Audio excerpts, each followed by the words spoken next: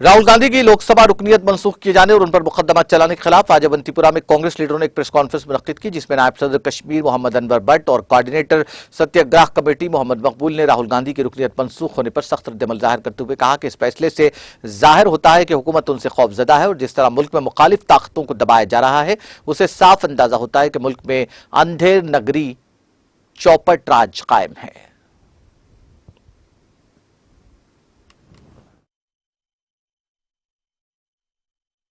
हम राहुल गांधी के सपोर्ट में हैं, उसकी हर बात का, सही बात का सपोर्ट करेंगे, लड़ते रहेंगे, न सिर्फ अपनी पार्टी के लिए बल्कि सारी हिंदुस्तान की आवाम के लिए जो इस वक्त जुल्म की चक्की में पिसती जा रही है। और राहुल गांधी का मामला अगर सारे हिंदुस्तान के लिए बिल उमूम है, लेकिन जम्मू कश्मीर के रियासत के लिए वो बिल खुसूस है, खासकर तब से जब 5 अगस्त 2019 को हमारी शिनाख्त छीन ली गई है हमसे। हमको यूटी स्टेट से,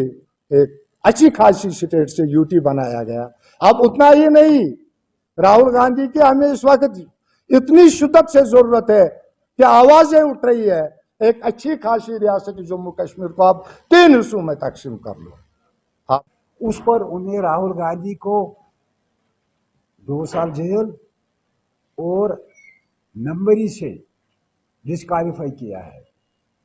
अब उसका टाइम है, 1 महीने के अंदर अंदर उसमें रिट पिटीशन करेंगे, मेंबरी भी वापस लाएंगे और जेल से भी